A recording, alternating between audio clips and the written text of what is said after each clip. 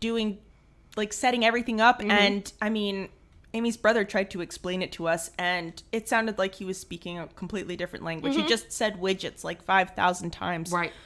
No idea what that means. But afterwards, we were just riding high. It was so much fun. Yeah. There were so many people there, and they were so nice. And congrats to our first ever trivia winner, BBQ Drew. That's right. I was like, what was it? BBQ something. BBQ Drew. Congratulations to you. Congrats. I can't wait to send out your bendy booby. Superhero. Reflexes of a cat. Seriously, because that really is the trick. Be very fast. I know. Well, our first trivia, our questions were a little bit easier, so... Yeah, they really were. A lot of people got, like, I think all of the questions right, so it really depended on how quick you were, but just you wait. Next time, those questions are going to be stupid hard. We're going to eat your ass for dinner. Yeah. And breakfast. And breakfast for leftovers. Yes. Because your ass is huge. Yeah. Okay. All right. What are we talking about today? I'm so glad you asked. Today we're talking about Season 4, Episode 18, Won't You Pee My Neighbor? I know I'm not saying it right, but I just, in my mind, I'm saying, won't you be my neighbor? Right. So that's, won't you pee my, how is it? Won't you pee my neighbor? Pimai? Won't you pee my neighbor? Are we being incredibly insulting? No, I don't think I even, like, thought about it until we started saying it out loud. I thought I felt confident. I felt good about it. I didn't give it a second thought. Well, I'm sorry if I made you feel bad about it. No, now I'm thinking about everything. But thinking aside, that is the episode we're doing today. Yeah. And I think it's a pretty well-known one. Definitely, because it's very Bobby heavy. So, like, any Bobby-centric episode, especially in the early seasons, everybody pretty much knows about him. But we add this whole new layer to him where he might be this religious figure. Right. And how it ends is so interesting, and we're just, like, left with this knowledge that, I think Bobby might be the Dalai Lama. Right. And, of course, it's a white guy. Oh, my God. Come on. In Texas, yeah. In Texas. God damn it. Oh, get out of here, Bobby. Well, I guess we'll find out if he does get out of here, huh? We'll see. We will find out. But before we do that, shout-outs. Well, actually, my shout-out was going to be everyone that joined us for the first trivia night. Yeah, it was awesome. I know, we got Amy's brother, Patrick, shout out to Patrick, to moderate, and I remember Amy saying that Patrick was going to moderate, and I was like, what would he do? And she was like, well, he'll be there in case, like, we get any, like, creeps, and he can, like, kick them out. Or trolls. And everyone ended up being so nice. At one point, he just commented, I don't think I even need to be here. Everyone's so nice. And we said, shut up, scum, you're staying. Yeah. He did, like, initially kick Coco Bug off for, I think... He deleted one of her comments. I think she referenced, like, gooshing or something. No, it's spanking. Gooshing. Somebody talked about gooshing. Of course they did. Maybe, yeah. No. She was talking about spanking, and she said, or they said, I want to spank both of you because we were talking about Pat and Peggy, and of course we said, ha ha, and then Pat deleted it. He was really quick. I mean, like, that was really, he was on top of it, that's for sure. But then, and then he was like, oh shit, I think that I wasn't supposed to delete that. But that was a lot of fun, and we were crying beforehand, so I was just so excited that it went so well, and it was so much fun, and everyone was so nice. Of course. And so I'm just super pumped for more trivia, give out more of those bendable bobbies, because Lord knows we have a lot of them. So many. We have a ton. So many. Sometimes I just lay them out in a long line and just look at all of them. Do you? Yeah. I like it. Yeah. Look at my treasures. Yeah, I'm just like, look at all of you. But that was going to be my shout out this week. I had a lot of fun. Thank you, everyone. And congratulations again to Barbecue Drew. That's right. Okay. You precious little poo. So my shout out this week is going to be to everybody who bought one of our shirts. Oh, yeah. Yeah, so during the move, I took down our merch page and I had a handful of shirts left, but I just thought there's no way in hell I can handle shipping a shirt while I'm in the middle of moving. And then I forgot that I had taken down the merch page, and I think I saw my shirt, the one that I own of our Oh Yeah podcast shirt. I saw it in my closet and I was like, holy shit, I have a couple of these left. I need to put them up there. So I did, and we got a bunch of sales, like a bunch of people like almost cleaned us out of them, and so thank you so much, everyone. We really appreciate it. Like, your support means everything to us. Thank you so much. I can't wait to make more shirts. I know, but those shirts are so fucking cool. Yeah. Like, they really are. I mean, shout out to Treehouse Creative. Well, that's why they're so cool. I know. They're just so well done. Yeah. So well done. So, thank you, everybody who bought a shirt. Where can people pick up their shirts if they don't have one yet? ohyeahpod.com/merch. So, on to the episode? Yes. Wow. All right. All right, let's get into it. Season 4, episode 18. Won't You Pimai Neighbor? Air date March 19th, 2000.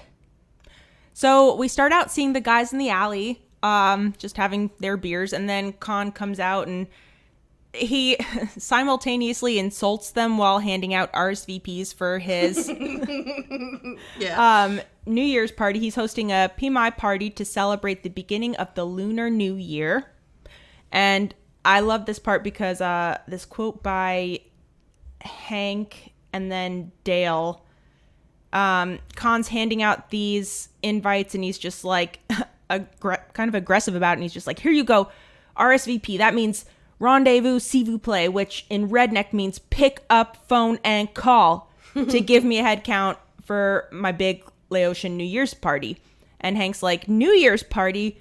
We're not falling for a New Year's party in April, Con. And then Dale's like, we're not April Fools.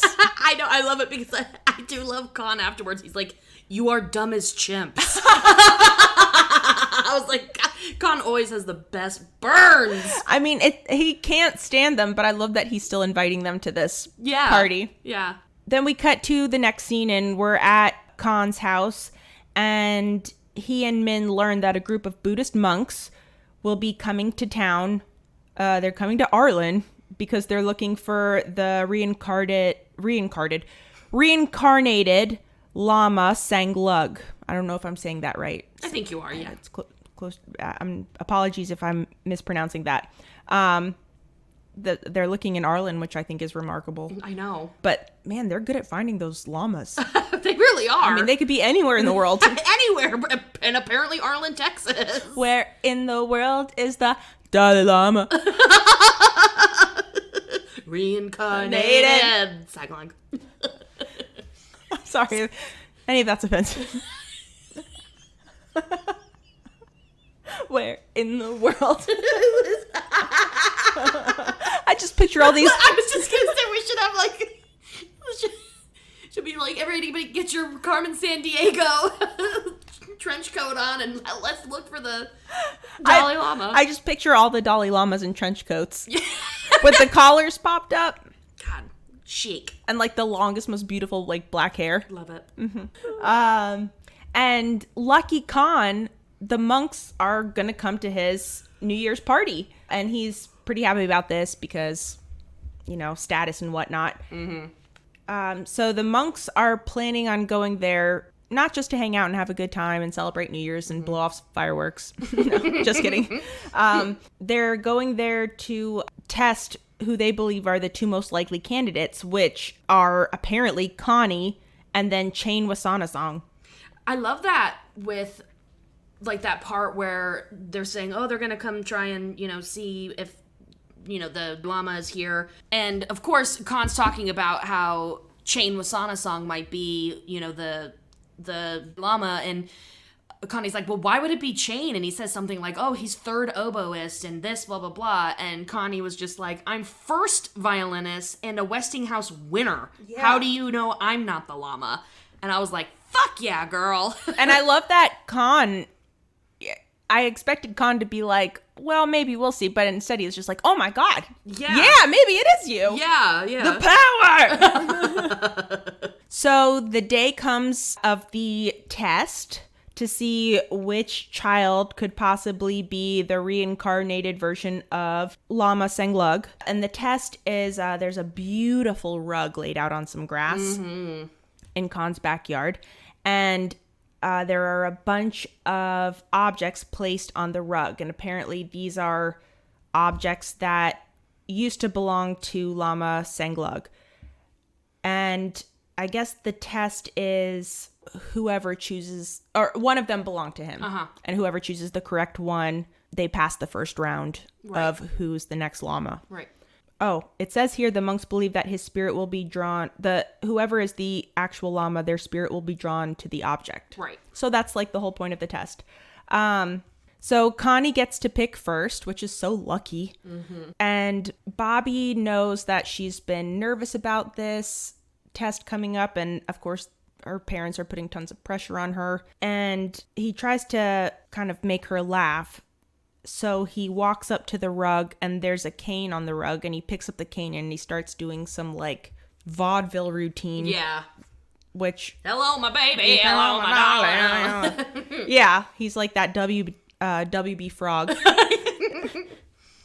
And at first, Connie and everyone is just like, so inappropriate, like, back off. Like, you can't, you're just like making a mockery of everything. But then the monks are just like, oh, yeah, they like drop to their knees and like, my God, everyone. And they just start like gossiping. They're like, can you believe it? Can you believe it? And it turns out that the cane was the object that previously belonged to the Lama. And so the monks are just like, who's this like hot shot coming out of left field? Maybe he's the next Lama Sanglug.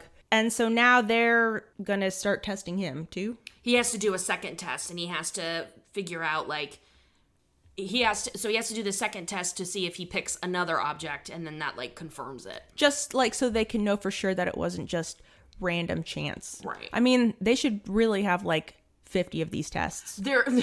And there should be a lot of different tests involved too, I would think, but like... Yeah. I mean, like, there's so much up to chance. If you do, like, a solid 40... There should be, like, 100 objects. 100, yeah. Laid out. You have to, out of, like, 10,000, you have to pick out the correct 100. And no mistakes. Okay, you get, like, 2 misses. And that's it. But no more than that, otherwise you don't pass.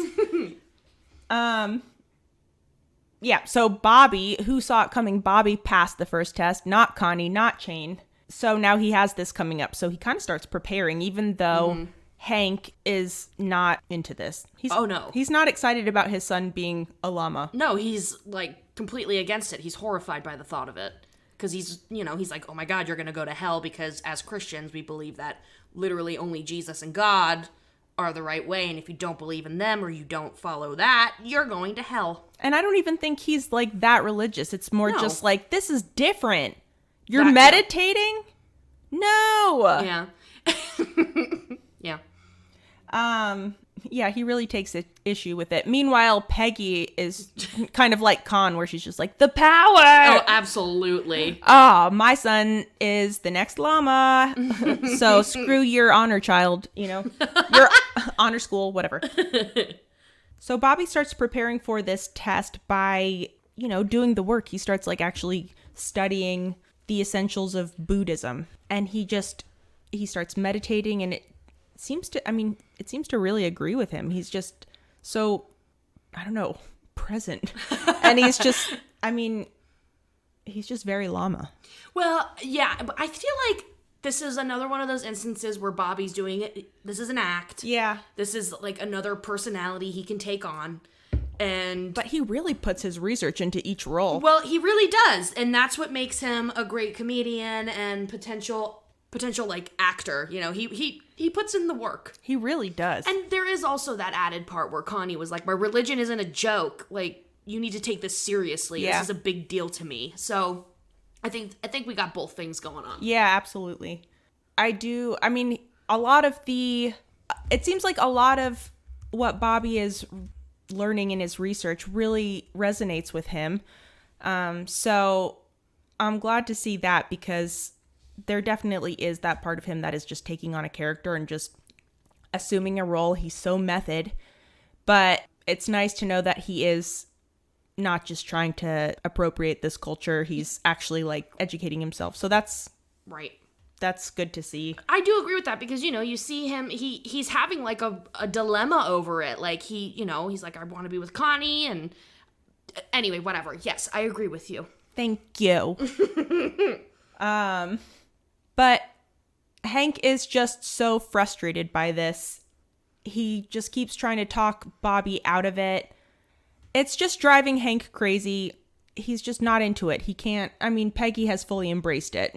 Not because she appreciates this spiritual awakening that her son is maybe supposedly experiencing, but she just likes the power. But she's on board either way. Right. But Hank is not on board. So he ends up taking Bobby to church to talk to Reverend Stroop, to be like, you got to talk him out of this. Like, you know, you're in charge of all of this like religious stuff. Talk him out of it.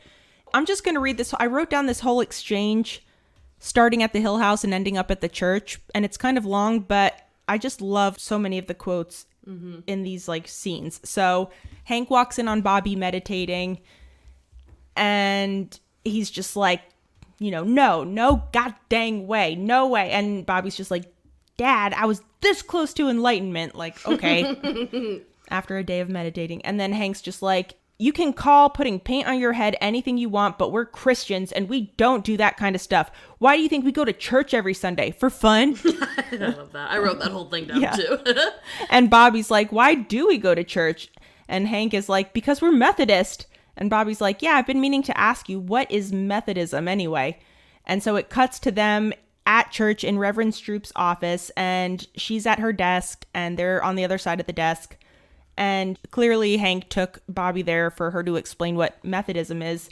And she explains, Methodism is a rejection of Calvinism. Okay. And then Hank's just like, all right, you see, Bobby, you heard her. You can't be a llama. And Reverend Stroop is just like, oh my God, Llama, you're the boy. Congratulations. And Hank's like, wait a second. Wait, we're supposed to be on the same team here. And Reverend Stroop says, of course we are. And she looks at Bobby and she's like, Bobby, do you love Jesus? And Bobby says, with all my heart. And Hank's like, Buddhist liar. And then Reverend Stroop even says, like, Mr. Hill, I would prefer if Bobby were simply a devout Methodist, but if he can use this experience to connect to his spirituality sincerely. And then he cuts her off and he's like, yeah, okay, we're running late, Reverend. I'll see you on Sunday. He just totally blows her off, because she's not telling Bobby what he wants her to. And then she's just like, on their way out, we could use an extra heart at the homeless prayer service on Saturday. And Hank's just like, I'll mention it to the missus. God damn it. Uh-huh. Such a hypocrite. Oh yeah, of course. So Bobby is he's not dissuaded. He's still gonna take the test. And then I think we see him and Connie at school, and they run into Chain, and Chain is just like, oh, snarky comment. And Bobby's just like, well, whatever, because snarky, I'm a llama, maybe snarky. And then Chain's like, well, you know what? I'm glad I'm not going to be a llama because they can't date girls. And you know I gotta get down on that. I gotta get it in. Yeah, I'm Chain. And so this takes Connie and Bobby by surprise. Like, apparently llamas can't have girlfriends. If they can't have girlfriends, then they probably can't have sex. That's right. Or get married. That's right. Or whatever. So this is when Bobby starts questioning, like, can I even take this test? Like, then I'll have to break up with Connie. This is a really big commitment. Right. Am I prepared for this? as a child. Right. And then Connie's like, well, if you don't take the test, I will break up with you. Yeah, she's like, you have to take the test. If you are the next llama, I can't carry the weight of depriving a llama of being a llama. I can't take that away from the world. That's just not something I can participate in. So you have... Good for her. I know. God, So I would have been like, don't take it. she really is like... I mean, it's just so genuine and sincere and like good. Yes. And so Bobby's like, here's his conflict. He's like, oh my God, so I have to take this test, but I want to be with Connie, and what am I going to do?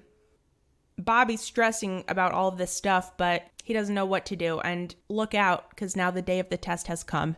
And he still doesn't know what he's going to do. He's so conflicted. He can't not take the test, but he doesn't want to take the test. So it's the day of the test, and he goes to it. He's doing it out of respect for Connie. And it's the same type of thing. A gorgeous rug is laid out. You know that thing is like $3,000 at Pottery Barn. Pottery Barn. It's $3,000 at Pottery Barn. Oh, fucking jackass. Jesus Christ. Never mind. Oh. That's true. I just assumed it was like hundreds of years old, but maybe. Well, I mean, like the Pottery Barn has stolen the image and then made their own and still charging like $3,000. I know everything those monks have. I'm just like, that is so anthropology.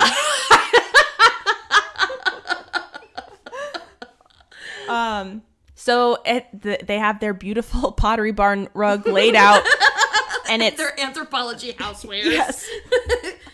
And they have a bunch of objects laid out again, one of which belonged to the late Lama Sanglug. And it's the same deal. That if Bobby is the llama, then the spirit within him should guide him to the correct object. And everyone is there. Everyone in the neighborhood is just gathered round. I mean, I love that everyone like just gets together for these like things. Yeah. Any other situation, it would just be like, all right, we're going to pop in the backyard real quick. Nobody in the neighborhood would like know or care what we're doing, you know? Anyway, everyone is there. Everyone is watching Bobby. They're in like a semicircle, and he's in the middle with the rug and all of the stuff.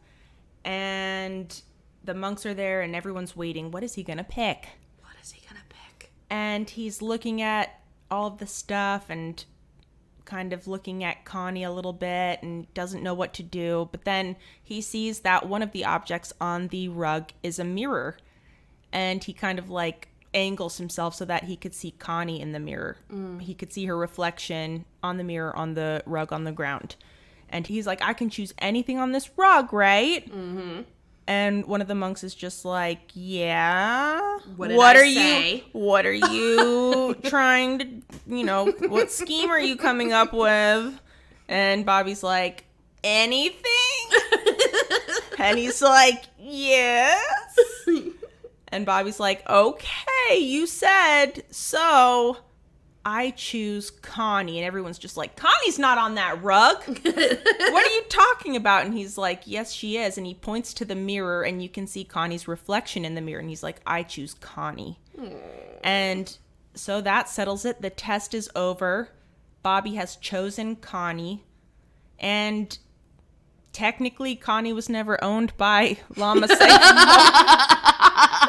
As far as we know. She was never, like, his property. No. So, does not count. And so, Bobby is officially not going to be a llama. So, everyone just kind of, like, goes home. But then the monks, you notice them kind of, like, all of Twitter, just like, oh, my God, did you see that? Oh, my God. Oh, my God. All of Twitter. Yeah. All these monks were just losing it. Oh, my God. Do we say something? No. Do we say something? This is so awkward and weird. Incredible. I don't know. I am What do you think? Literally losing my fucking mind. And like one of the monks is just like, that mirror belonged to Lama Sanglug. He picked it. Mm-hmm. Like he picked that girl's reflection, but it was like through the mirror.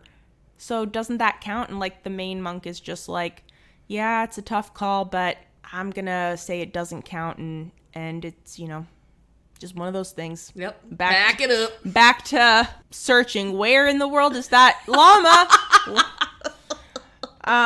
Let's go to Iowa next. Yeah. Maybe in another white guy there. Yeah. There's only like 3 houses there. It'll be real easy to rule it out.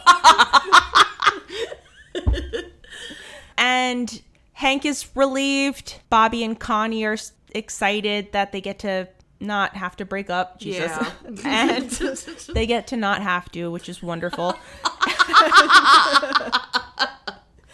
And that's pretty much the end of the story. But it's just crazy because we're all just like, oh shit, the mirror. Right. Is he or isn't he? Yeah.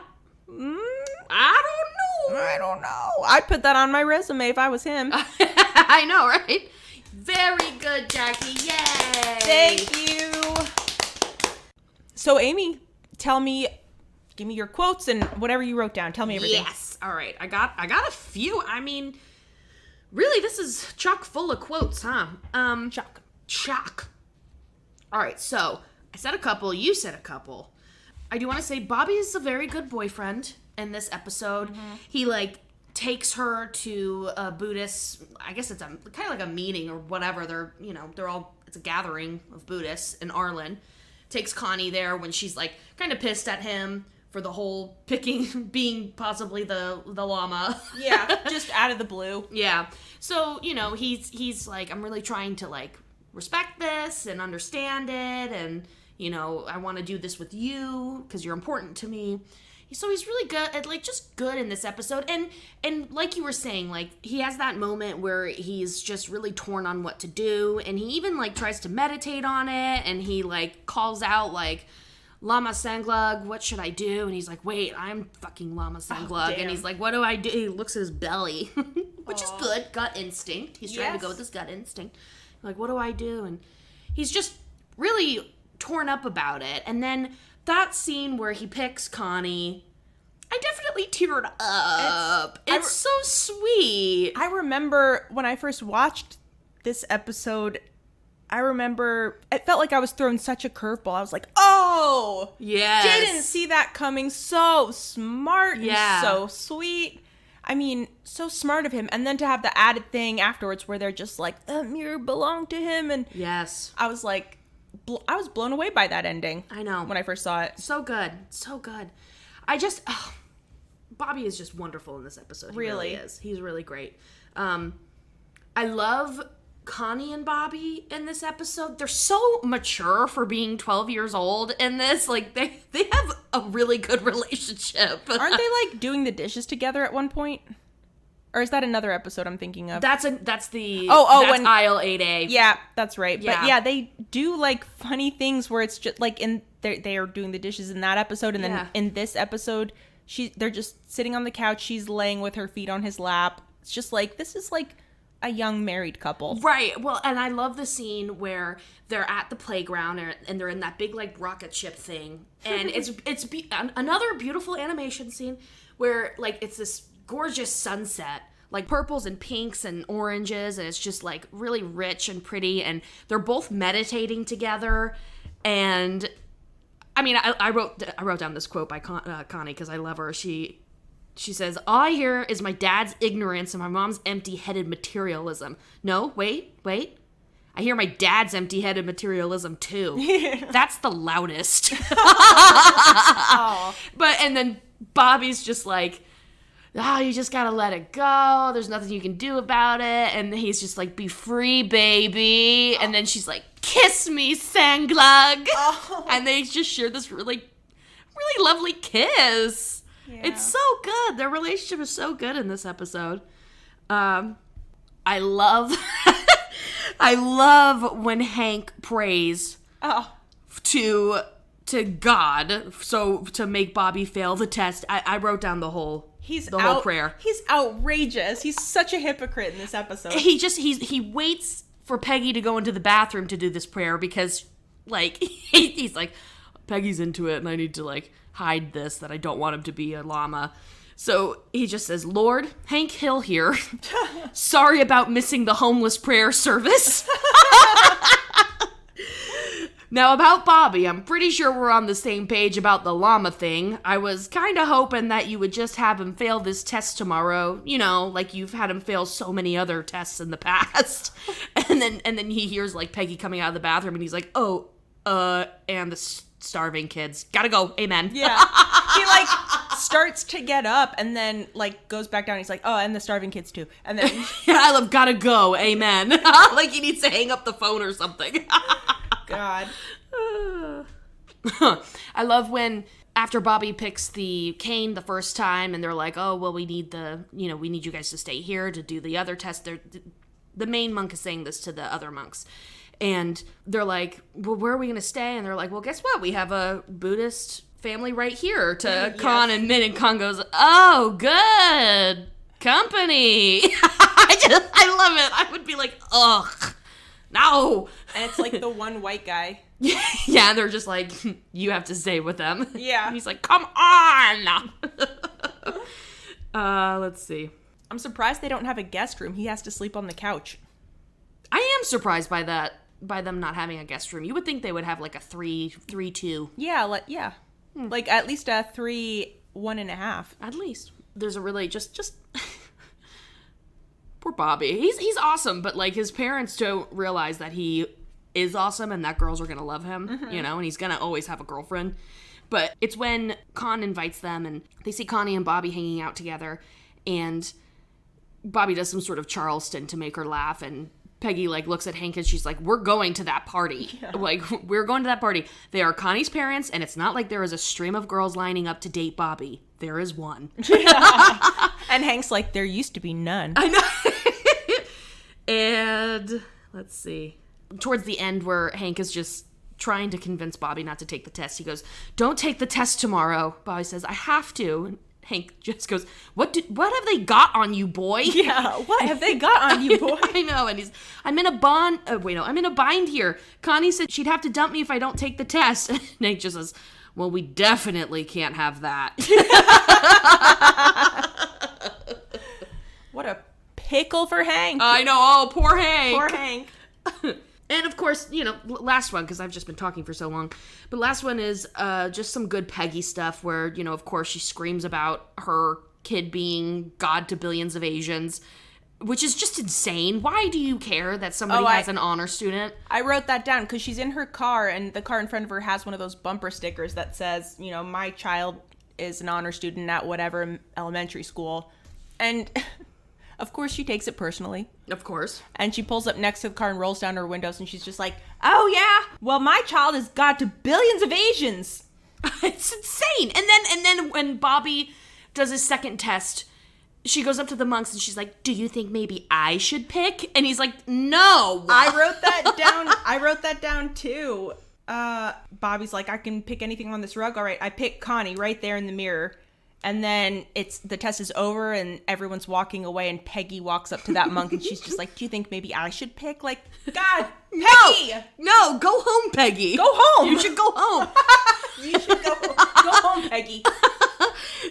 And then the last one with Peggy where she's laughing after the first test. It's her and Hank are like getting ready for bed, and she goes, and I thought it would be Connie. Well, I always knew my Bobby was destined for greatness. To be perfectly honest, didn't see Lama. Yeah.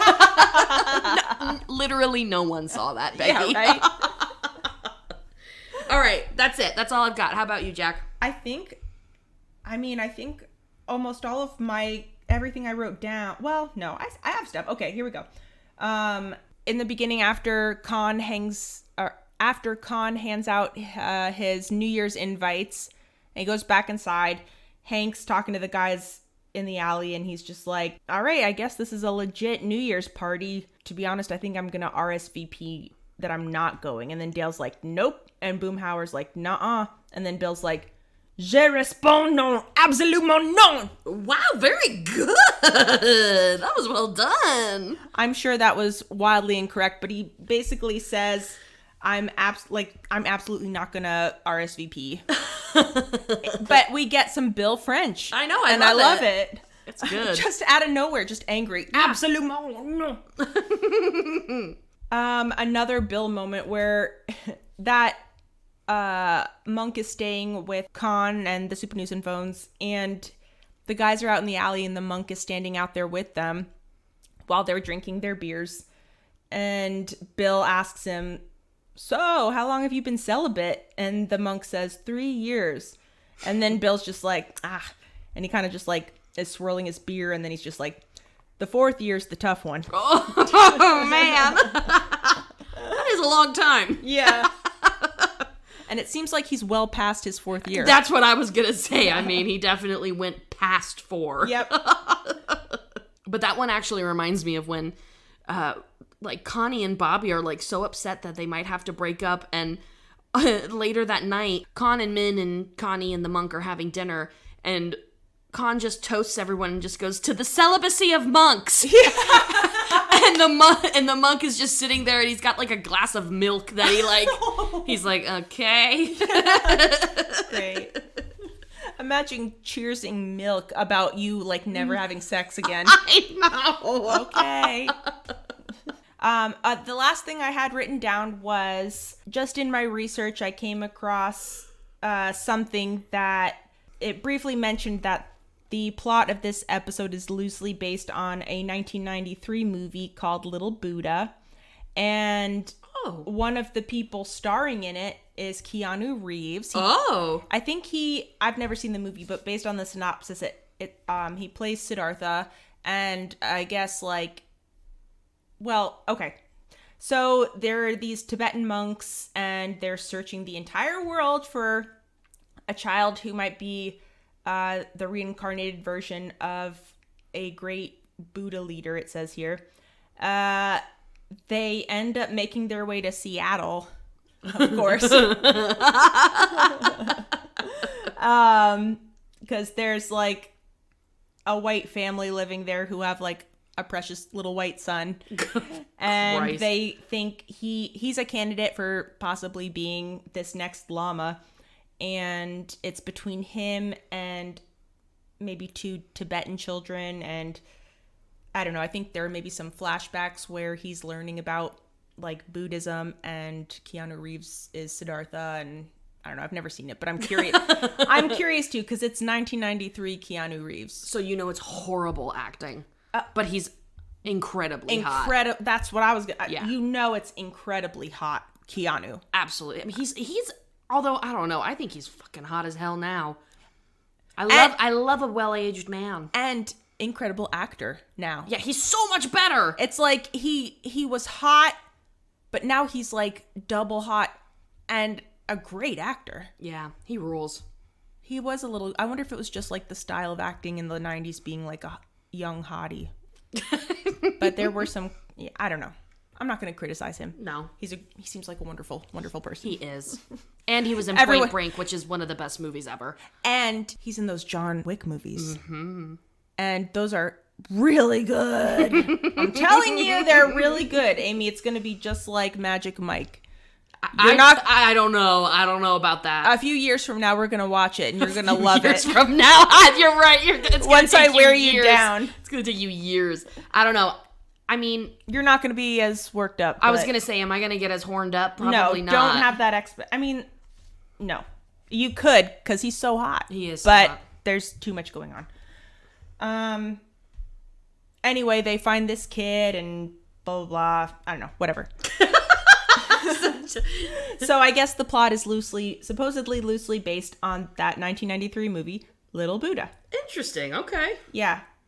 And that's about all I have. Should we get into listener comments? We should. Do we have a song? We don't. We don't have any song? I don't think so. All right. Well, you know what? I'm excited. We'll go into the vault, and I'm just going to pick an episode at random. Okay. Or should I pick one a year from now? Just do whatever you please. I'll just see how the mood strikes me as I go into the vault. All right. So we don't have a listener comment song this week. So please send your listener comment song in if you want. Because if you're the only one, then you're definitely going to get played in the next episode or so. You can email us at hello@hoyapod or call our number 386-530-3876. And that spells Funk 30 Firm. With a U. With Firm a U. With a U. Yeah, firm. All right. So I went into the vault and picked an episode at random, completely random. And I just landed on an episode from season 3, 9 Pretty Darn Angry Men. And here, I can't remember what the song is, so I have no idea. I'm about to play it. Here it is. All right, yes, we have a listener comment song. Now, I don't know. This is a long one. This one's a little bit longer, so it looks a little bit different. Looks a little bit different, but here we go. Okay, it is from Charlie W. And the subject says, "Play the Gambler." And the body says, "Hi there, love the pod. I heard some pretty fine listener compositions and wanted to contribute. Hope y'all use it. Understand if you don't." Oh, stop. Okay, best Charlie. Charlie, we're playing this right now. Are you ready? Stop it. Charlie, shut up. I'm playing it. All right. So the title of it is Ho Ya EDM. Ooh. Are you ready? Yeah. All right, let's do this. Let's do this.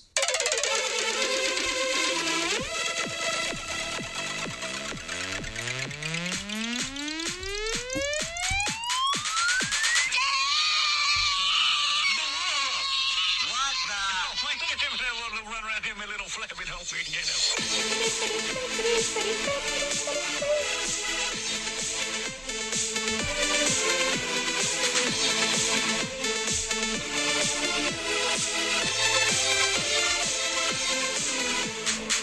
A little cowbell. More cowbell.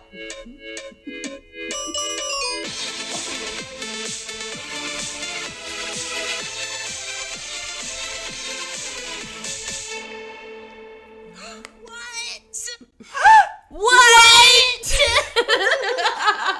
God, that one's so good. That's really good. Thank you, Thank you again, Charlie. Yay. Charlie, shut up. Shut up.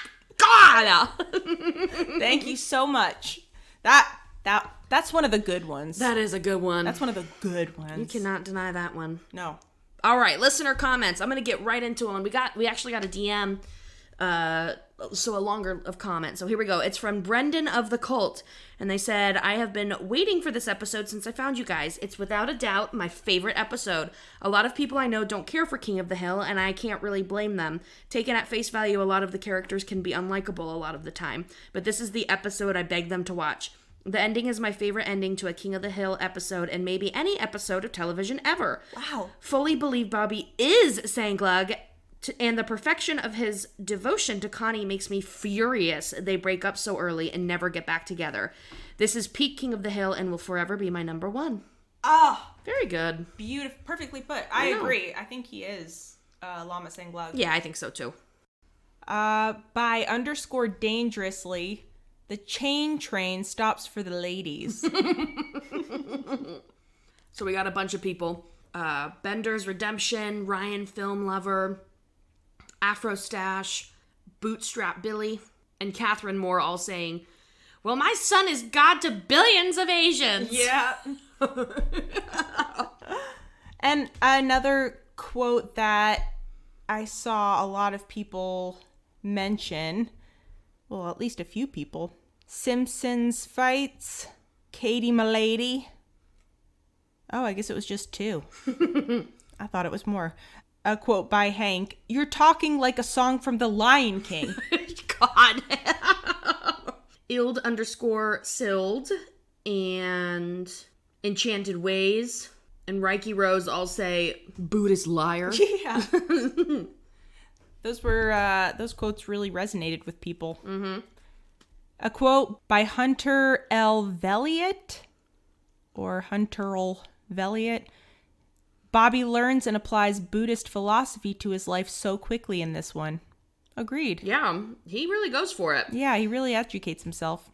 Nerds and Embers says, "As a Buddhist, this is one of my fave episodes, and I'm a firm believer that Bobby is the true Lama." Catherine Moore says, "This is as close to an Avatar King of the Hill crossover as we will get."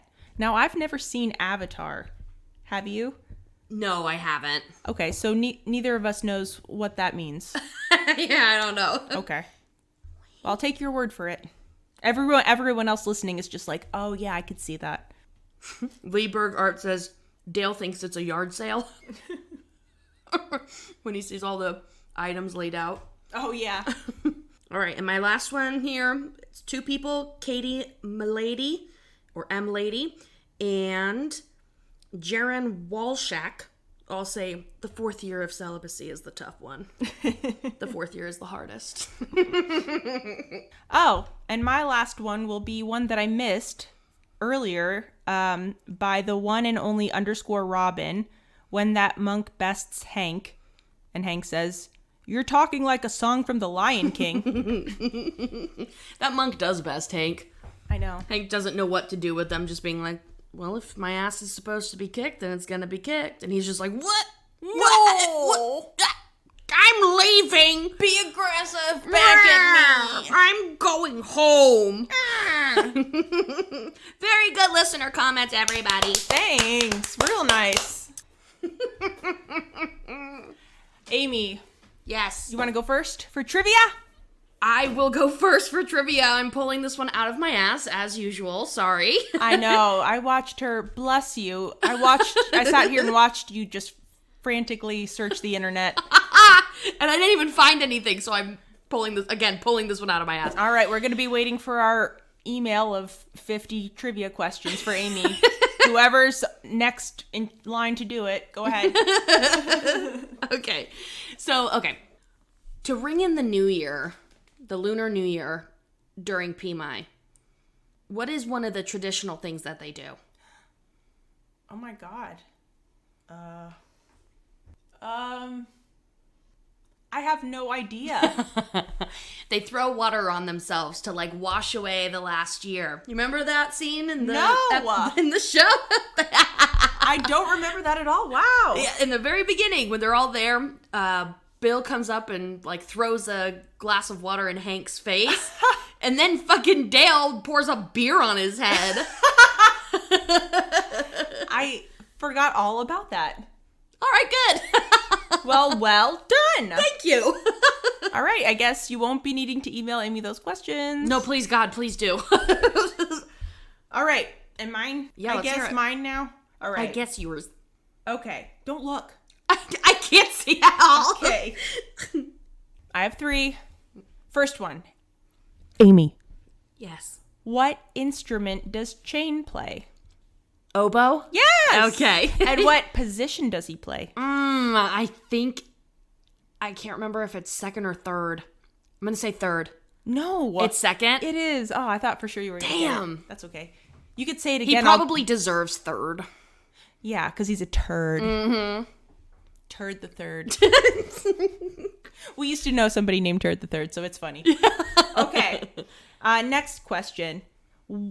When Connie was a young child, she had a pet goldfish. What did she name it? According to Con. Sanglug. Yeah. Yeah. And, oh, whoops. Those were all my questions.